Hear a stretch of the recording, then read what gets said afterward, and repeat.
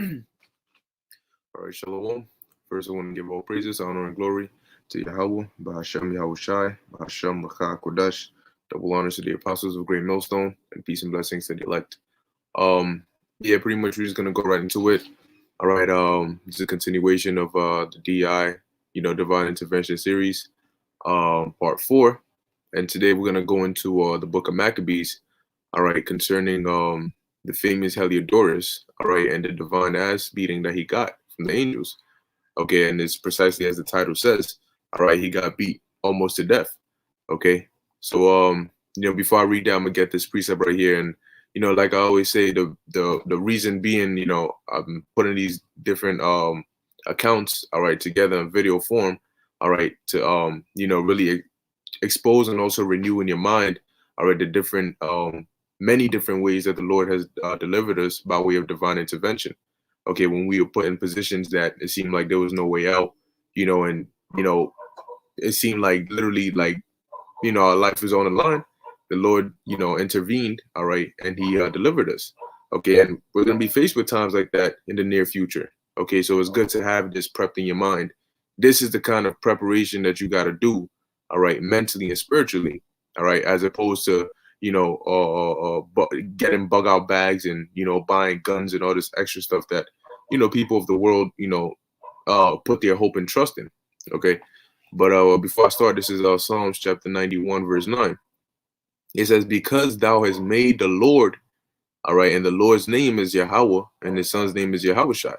All right, so because thou hast made the Lord Yahweh Ba'Hashem Yahushai, which is my refuge, okay, even the Most High thy habitation, there shall no evil befall thee. So no evil is going to be, you have people that will just quote, oh, Psalms 91 and 10, or they'll put it in their bio section of social media, whatever the case may be. All right, 91 and 11, oh God. But this is specifically to a certain kind of people, as King David specified here, right? This is to those who have made the Lord their refuge and their habitation. Okay, that means that what? You put your trust, all right, in Yahweh Ba'Shem Yahushai. Those are the ones, all right, ultimately who are the Lord's elect. Those are the ones who the Lord is going to have no evil before you. All right, so I'm going to read it again. Verse 9, "Because thou hast made the Lord, which is my refuge, even the Most High, thy habitation." Okay, this is where we dwell spiritually, man. This is where our mind is constantly at. And the Most High, hey, the scriptures say that Yahushua says what? Lo, he comes in the volume of the book, it is written of him. Okay, and the spirit of Yahushua is the spirit of prophecy. So when you constantly meditate upon these things, you read the scriptures, and you remain spiritually sound. All right, you're making the Most High your habitation. You pray to the Lord. Okay, you fast unto the Lord. All right, you put your faith and trust in the Lord. You're making Him your habitation because you always come back to the Lord. Your habitation is where you dwell. Yeah. For example, your house would be like your quote unquote habitat. When you leave, when you go to the store, where do you always come back to? You come back to your house. Okay. You go to work, you still come back here. You go to school, you come back here. You go outside, you come back. There's always one place you're gonna return to. All right. So spiritually, that has to be the Most High, man. No matter what you do, all right, you go to sleep, you wake up. The place you return to spiritually, all right, and mentally should be the Lord, man. Okay. That's how you make the Lord your habitation. It says, "There shall no evil befall thee, neither shall any plague come nigh thy dwelling." All right. So for those who have made the Lord, all right, you've put your trust in Yahweh Ba'Shem Yahushai. Guess what? No evil is gonna befall you, neither shall any plague come nigh thy dwelling. So whether it's coronavirus or hantavirus or whatever virus that is that's gonna come, or whatever the Lord's gonna throw at this world, is not gonna affect you. All right. It says, for he shall give his angels charge over thee. All right, charge meaning like a command. All right, to like if you say I'm in charge of this, all right, I'm in control over this. All right. So it says, "For he shall give his angels charge over thee to keep thee in all thy ways, for they shall bear thee up in their hands, lest thou dash thy foot against a stone." All right, now it's not talking about literally they're gonna grab you up like this, but hey, there might be a time where the angel might grab you up and take you to safety. Okay, but it's saying that if you have something in your hands, okay, it's super protected. Okay, that means it's not on the floor, it's not anywhere, it's constantly within your reach. All right. So the Most High, in other words, the scripture is saying that the Lord is going to send his angels to protect you. All right. If you trust in the Lord and make him your habitation. So we're going to get into the account. All right. Which is what the children of Israel did here, starting with the high priest Onias. Okay. This is what they did. They put their trust in the Lord. All right. They made the Lord their habitation. Okay. And in turn, the Lord sent his angels down. So we're going to start from the top. This is 2 Maccabees chapter 3, verse 1. It says, now when the holy city, all right, which is Jerusalem, was inhabited with all peace, and all the laws were kept very well because of the godliness of Onias the high priest and his hatred of wickedness, it came to pass that even the kings themselves did honor the place and magnified the temple with their best gifts. Now, this period right here, all right, is during the time of the Seleucids. All right, this is what you read about this, all right, in Daniel as well. Okay, Daniel the 11th chapter covers, all right, the time period of this part as well. Okay, this is after the northern kingdom and the southern kingdom had already split, and the northern kingdom had come to the Americas, and the southern kingdom was here. All right, went through the Babylonian captivity, went through the Medo-Persian captivity, and this was after the Greeks had taken over, after Alexander had died, and you had the Seleucid empire going against the Ptolemaic empire. All right, where you had the 6 Syrian wars and all of that. All right, so this was Jerusalem amongst that. All right. Now, I believe the king at this time, which is going to tell you, was Seleucus. All right, which was Seleucus the fourth Philopator. All right. I think he was the brother. All right, the brother of Antiochus the fourth, Epiphanes. Okay. So it says here, now when the holy city was inhabited with all peace, and the laws were kept very well, because of the godliness of Onias the high priest and his hatred of wickedness, it came to pass that even the kings themselves did honor the place and magnify the temple with their best gifts, in so much that Seleucus of Asia, all right, and this was Seleucus the fourth Philopator. You can look him up for you. All right. And so that shows you, that's history right there. Seleucus fourth Philopator. All right, it's gonna tell you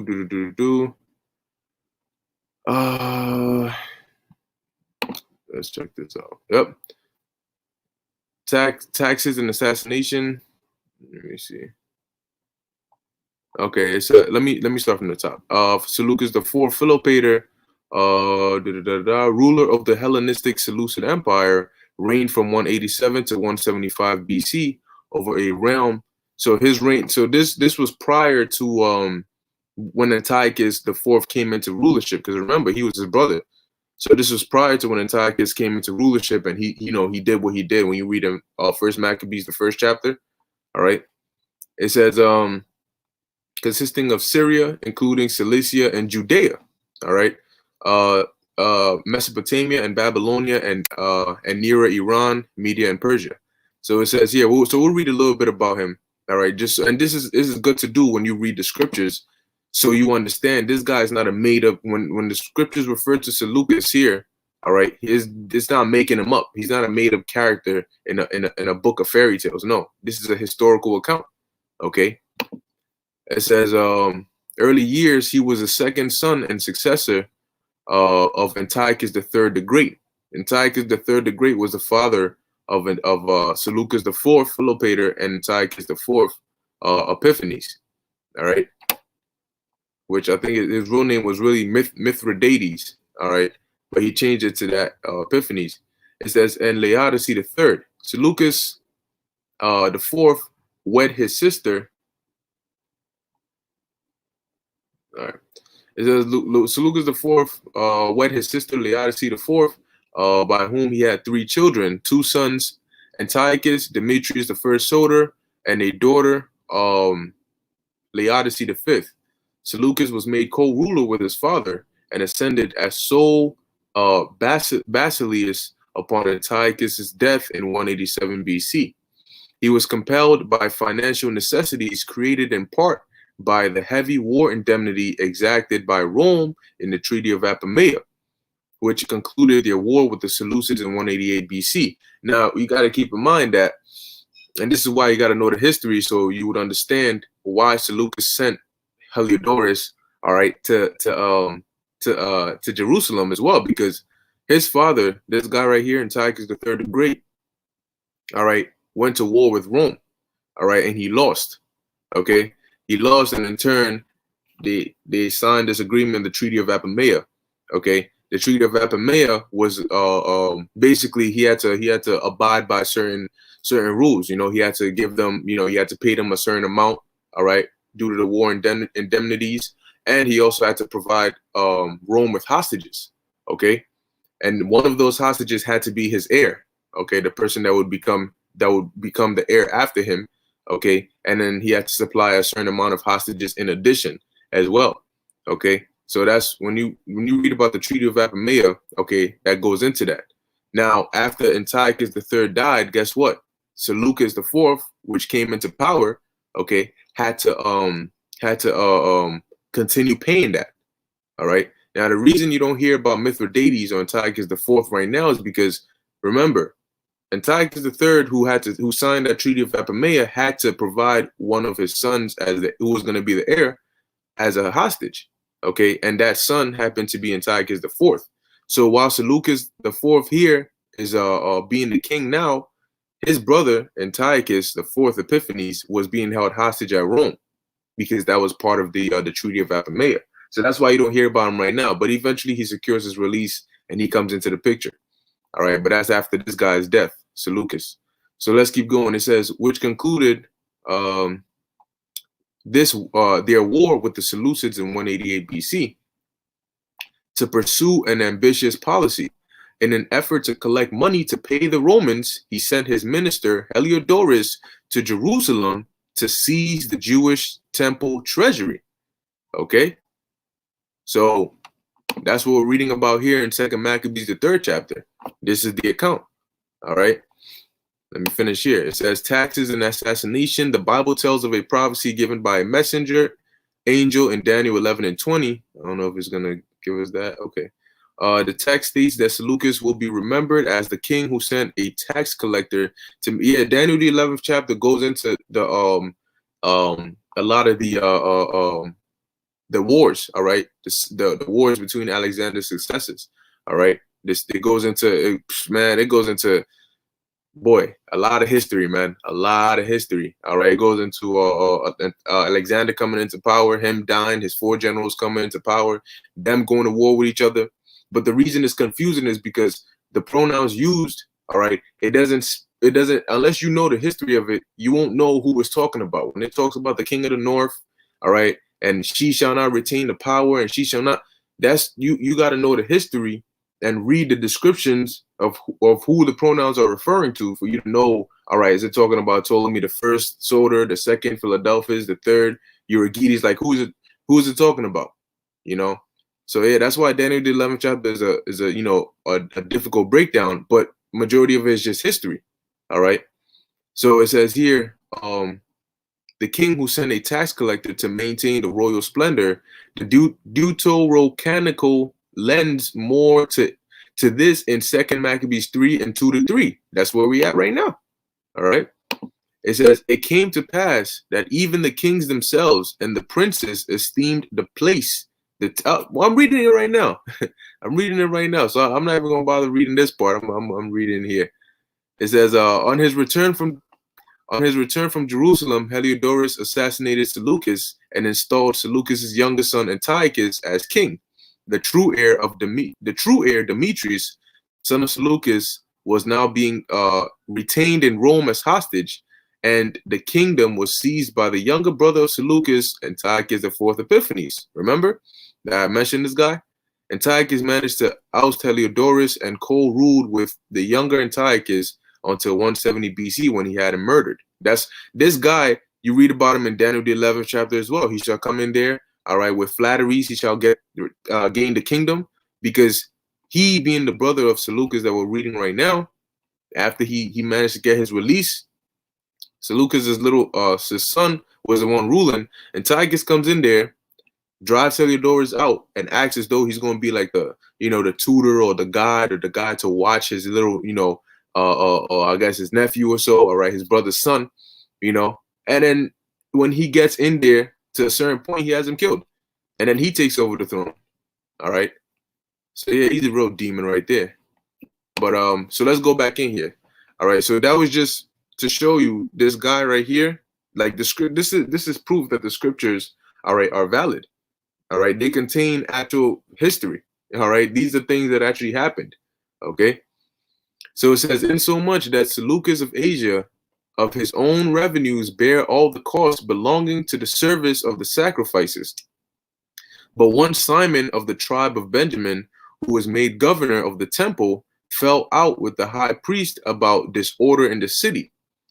And when he could not overcome Onias, he gat him to Apollonius, the son of Thracias, who was the governor of Selo, Syria, which is Coel, Syria. All right, and Phoenice, which is Phoenicia. The Apocrypha is written is these words here, all right, from the Greek. All right, it's because of the Greek transliteration that you see it like this. All right, the spelling is a little different. All right, but this is Phoenicia and that's Coel, Syria. It says, and told him that the treasury in Jerusalem. So this salty ass nigga, because that's what he is. All right, Simon. You first off, you're not even a Levite, So what you mad about? But here it is. He had a falling out with Onias, the high priest, and then he went on his Judas vibe. All right, to hell with this. I'm stitching y'all out. Man, Jake, man. It says, and told him that the treasury in Jerusalem was full of infinite sums of money, so that the multitude of their riches, which did not pertain to the account of the sacrifices, was innumerable, and that it was possible to bring it all into the king's hands. But you got to keep in mind, the king, Seleucus IV, he's still paying the war indemnity to Rome. So any money he can get, yeah, he'll take it. All right. So here it is. You got Simon. All right. This grimy ass nigga. He goes and tells this governor, yo, look, the temple, all right, is full of and you can imagine, because that's what Jake does. It'll spin tails and spin tails up in the air, all right, about something that's not even like that, Here, yo, man, man, they got gold on top of gold. Oh my gosh, yo, the riches is beyond your imagination and all this extra stuff. All right. So it says, now when Apollonius came to the king and had showed him of the money whereof he was told, the king chose out Heliodorus, his treasurer, and sent him. So this king is Seleucus IV Philopator. All right. And he sends his treasurer, it says, and send him with a commandment to bring him the foresaid money. Why? Because he had to pay Rome. All right. It says, so forthwith Heliodorus took his journey under a color of visiting the cities of Coel, Syria, Coel, Syria and Phoenicia, but indeed to fulfill the king's purpose. What it means by color here is the pretense. He's acting as though, oh, I'm here to, check up on Syria, see how it's doing, Phoenicia, but really he's trying to come and get the money that the king sent him to do. All right. It says, and when he was come to Jerusalem and had been courteously received of the high priest of the city, he told him what intelligence was given of the money, and declared whereof he came, and asked if these things were so indeed. See, so he came in there, I'm the treasurer of the king, King Seleucus IV Philopator. I heard you guys, what's up in the temple, man? What's up? I heard y'all got some stuff in there, because you have this dude Simon out here, being a demon. It says, then the high priest told him that there was such money laid up for the relief of widows and fatherless children. All right. So he wasn't gonna lie to him, because Heliodorus remember, he's the king's treasurer. So he came with armies and all that. So it's like, if I lie to him and he's like, well, I want to go see, and he goes in there and sees it, now you know what I'm saying. So so he's telling him, nah, this is it's not like we just have money just boom, just laying there for no reason. It's for like widows and fatherless children, to help them assist. It's like what they were doing in the book of Acts. You know, when they sold all their possessions, okay, for the church, and you would have the those servants at tables and all that stuff taking care of, you know, whatever this person doesn't have, I will get you this. How much you need, I will get you this. Sort of like that, okay. But this is basically to take care of, you know, each other. So it says, because contrary to this society, this wicked ass society, we took care of each other, man. Okay, we were a nation. We took care of each other. You know, we had a system in place for those that were poor, those that were homeless, all right, those that were widows. We had a system in place somewhere they could, like a safe haven they could go to, not some demonic ass whatever they call them, homeless shelters and whatever not, you know. But we actually had a system in place where people could go. Hey, there's a law that if you have a vineyard, or you know, you're not supposed to take all 100% of your crops. You're supposed to leave some, okay, for somebody that's poor, somebody that's hungry. If they stumble across, they can have something to eat. Okay, does Esau do that? Hell no. He'll take everything and then some. All right. So it says, and that some of it belonged to Hyrcanus, son of Tobias, a man of great dignity, and not as that wicked Simon had misinformed. The sum whereof in all was 400 talents of silver and 200 of gold. Now a talent, they say, weighs anywhere from 70 to 100 pounds. Okay, almost the weight of like a lightweight human being. All right, so it's 400 talents. Imagine how much that is. That's a lot. It says, and that it was altogether impossible that such wrongs should be done unto them that had committed to the holiness of the place and to the majesty and inviolable sanctity of the temple, honored over all the world. But Heliodorus, because of the king's commandment given him, said that in any wise it must be brought into the king's treasury. So I understand, but like this is what the king said. So regardless, I gotta take that, you know. So it says, so at the day which he appointed, he entered in to order this matter, wherefore there was no small agony throughout the whole city. So they were all stressed, all right. But the priests, prostrating themselves before the altar at their in their priest vestments, called unto heaven upon him that made a law concerning things given to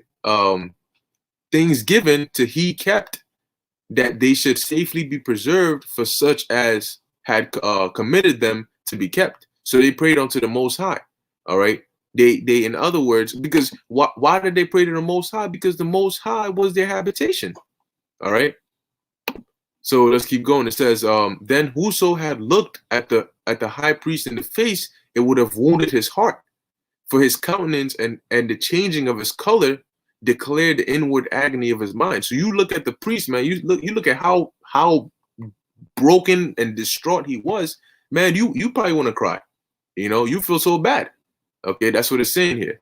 Verse 17, for the man was so compassed with fear and horror of the body that it was manifest to them that looked upon him what sorrow he had now in his heart. So Onias was going through it, man. It says, others ran flocking out of their houses to the general supplication, because the place was like to come into contempt. And the women, girt with sackcloth under their breasts, abounded in the streets. And the virgins that were kept in ran, some to the gates, some to the walls, and others looked out of the windows.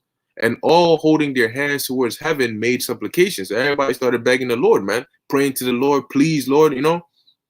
Then it would have pitied a man to see the falling down of the multitude of all sorts, and the fear of the high priest being in such an agony. So all Jerusalem was mourning, man. Okay, because he was about to literally take everything, man. Okay. It says, then they called upon the Almighty Lord to, and now they're in a position where they can't really do anything about it. You have to keep that in mind. You're technically subject to the king's control, his commandment. So if he sends Heliodorus to come with all them troops to take it by force, you can't do anything about it. All right.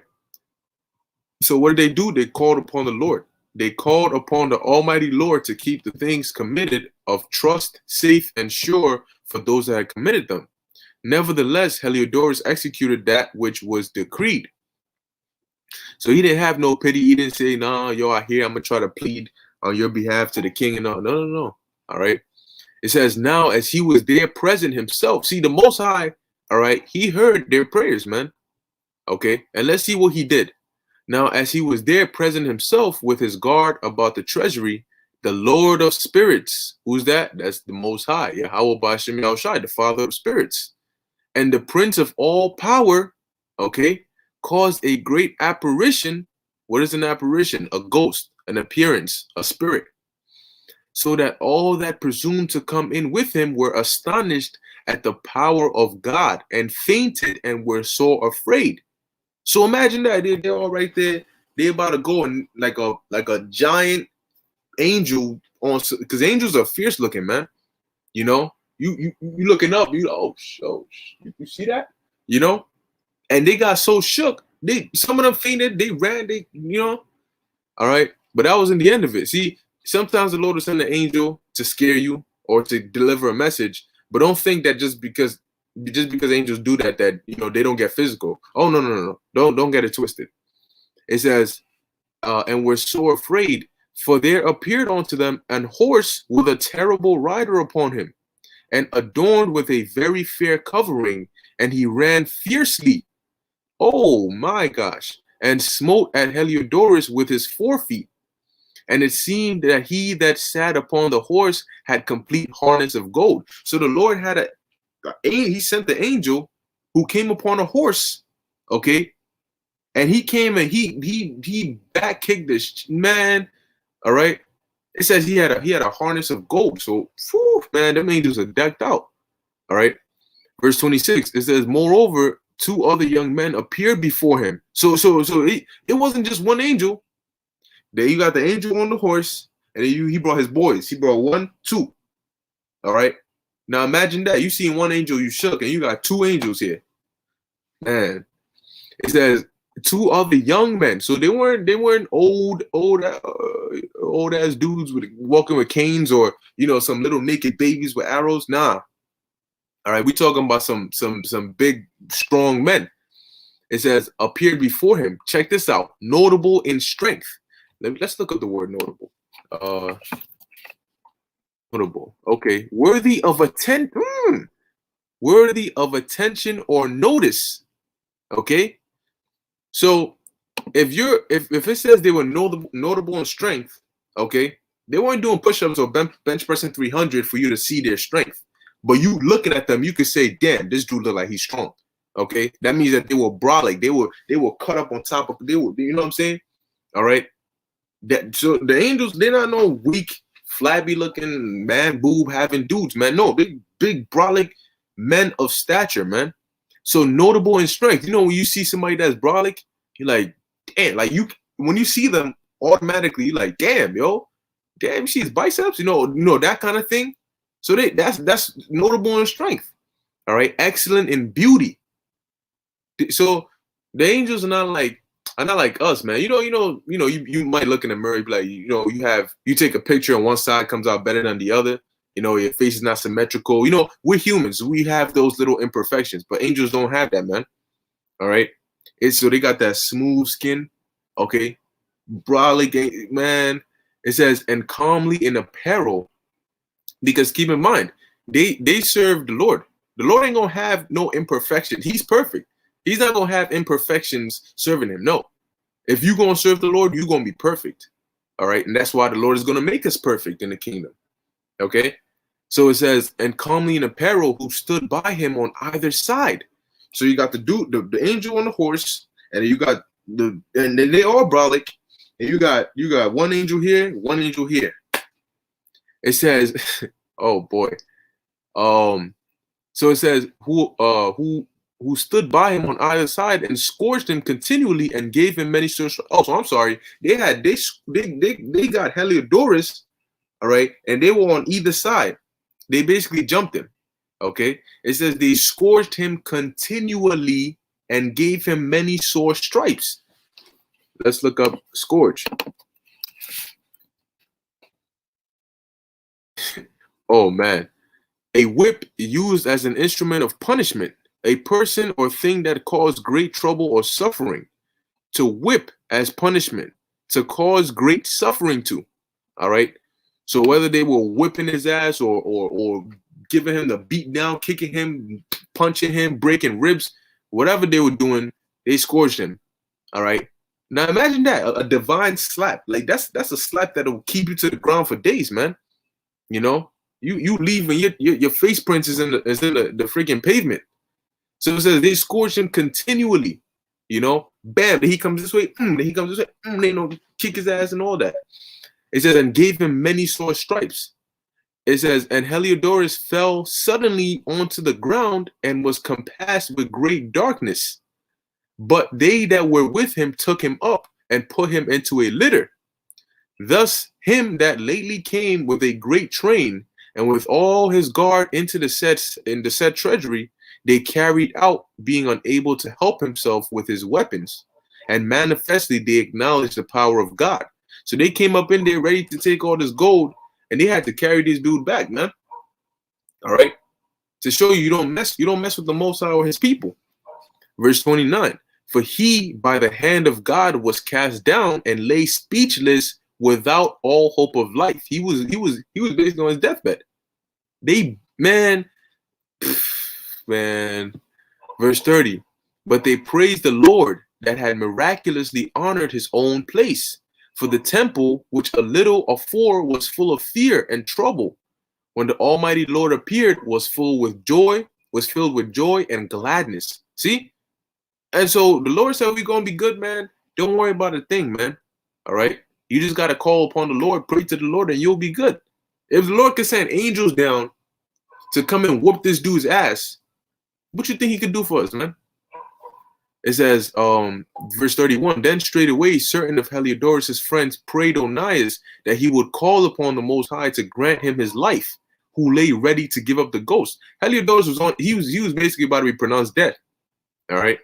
So the high priest, suspecting lest the king should misconceive that some treachery had been done to Heliodorus by the Jews, offered a sacrifice for the health of the man. So he used wisdom.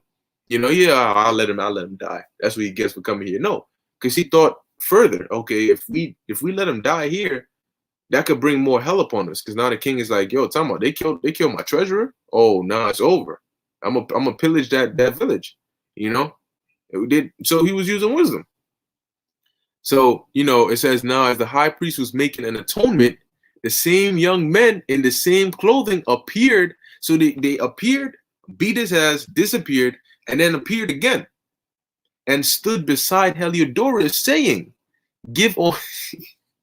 Oh, man, that's how you know these angels are Jake, man. That's how they got the spirit of us, man. All right. It says, give Onias the high. So because Jake will beat your ass and then, you know what I'm saying, like, threaten you and talk shit afterwards. It says, give Onias the high priest great thanks, in so much as for his sake the Lord hath granted me life. All right. So they whooped his ass onto death, and they said, look, man, you better thank this man. Okay. Because if he didn't pray for you, man, your ass would have been done. We would have seen you in the spirit world. Hell, we probably would have taken you with us. All right. It says, and seeing that thou hast been scourged from heaven, declare unto all men the power of God. See, so with the Most High, it's not just about, heal this person, bring this person back from the dead. The angels, they don't just come to deliver messages and kiss babies and, no. They can put hands on you, man. All right. It says, verse 34, and seeing that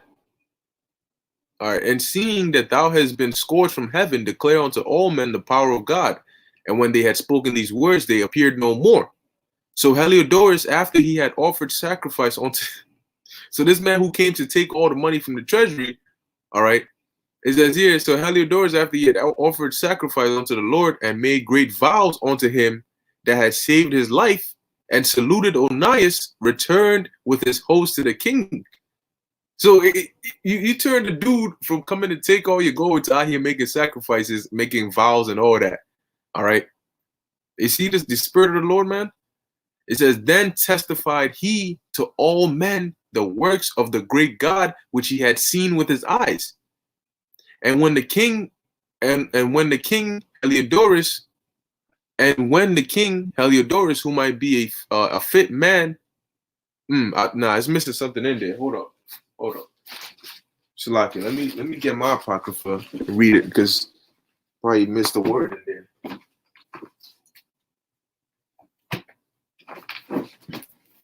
All right, let's see that. The second Ezra 3, 37. Oh, second Maccabees 3 and 37.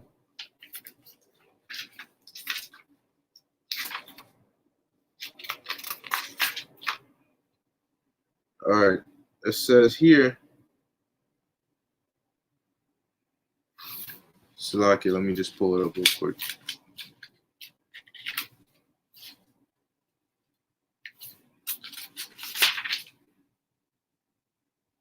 There it is. So, okay, so what it actually says is, and when the king asked Heliodorus, so they missed that in here.